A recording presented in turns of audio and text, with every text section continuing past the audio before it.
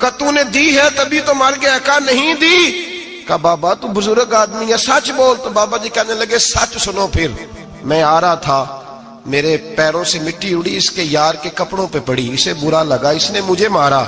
جب اس نے مجھے مارا تو میں کوئی لاوارث تو نہیں تھا. جب اس نے مجھے مارا تو میں کوئی لاوارث تو نہیں تھا. مجھے دشمنوں نہ چھیڑو, میرا ہے کوئی جہاں میں ابھی پکار لوں گا, نہیں دور ہے مدینہ. اس نے مجھے مارا تو میں کوئی لاوارث تھا کہ میرا بدلہ کوئی نہ لیتا.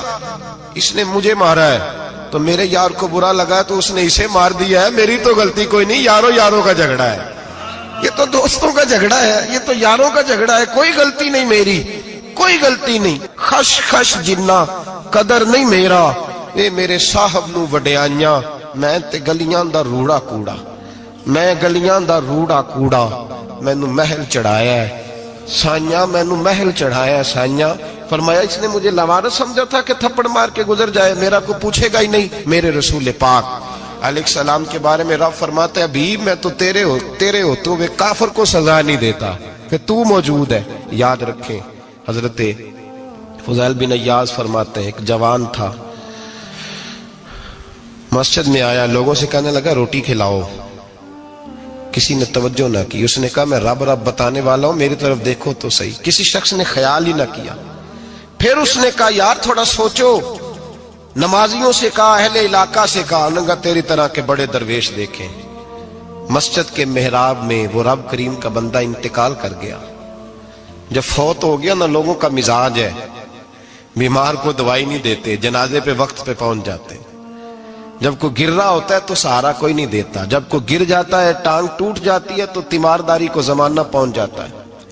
اور بزرگ وہ نوجوان اللہ کا نیک بندہ مسجد کے محراب میں فوت ہو گیا. حضرت فضیل ابن عیاض کہتے ہیں امام صاحب نے اعلان کیا چندہ دو, کوئی لاوارث فوت ہو گیا, کفن دینا. چندہ کٹھا ہوا, کفن خریدا, جنازہ پڑا. عشاء کے بعد دفن کر کے آئے. فجر کی نماز کے لیے جب امام اور مؤذن مسجد میں آئے تو چیخیں مارنے لگے, تڑپنے لگے. دور دور تک آوازیں پھیل گئی. دنیا دوڑی آئی, کیا ہوا؟ کہنے لگے وہ جو تم نے کفن پہنایا تھا وہ یہاں پڑا ہوا ہے, اور دیکھو کفن پہ تحریر لکھی ہے. تحریر کیا ہے؟ عرش کے مالک نے فرمایا میرے دوست نے روٹی مانگی, تم نے دی نہیں. اس نے تمہیں میرے قریب کرنے کے لیے اپنی طرف توجہ کرائی, تم نے کی نہیں.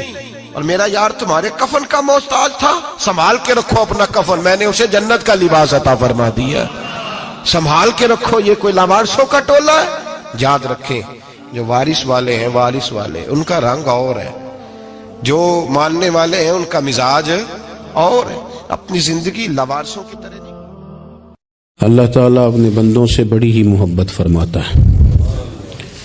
بغیر طلب کے, بغیر دعا کے رزق, مال, اولاد, صحت, عافیت, دوست, احباب, ماں باپ, یہ سب نعمتیں اللہ بغیر طلب کے بندوں کو عطا فرماتا ہے.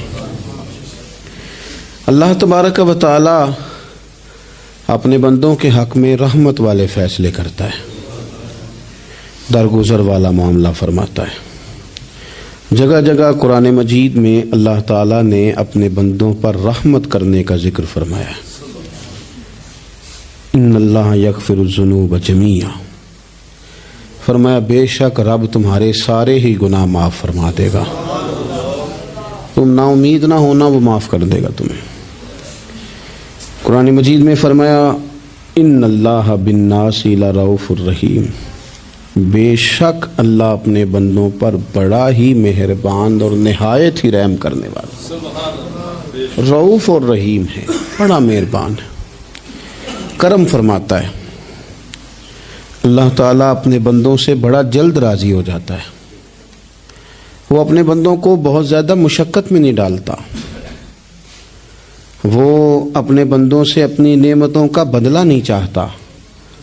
بہت سخت مشقت والی عبادتیں نعمتوں کے بدلے نہیں چاہتا. وہ بڑی جلدی رحم فرماتا ہے. ماں پیار کرتی ہے اپنے بچے سے, لیکن وہ ناراض بھی ہو جاتی ہے بعض چیزوں پہ. بعض معاملات اس کا دل بھی دکھاتے ہیں. بعض جگہ وہ رو کے یہ بھی کہتی ہے کہ تو نے میری محبت کا کوئی نتیجہ نہیں مجھے دیا, میری ساری کمائی تو نے ضائع کر دی. والد بہت ساری جگہوں پہ ناراض ہوتا ہے، شکوہ کرتا ہے، کہتا ہے میری بیماریوں کی، پریشانیوں کی، بڑھاپے کی، کمزوریاں کا سبب بیٹے تو ہی بن گیا۔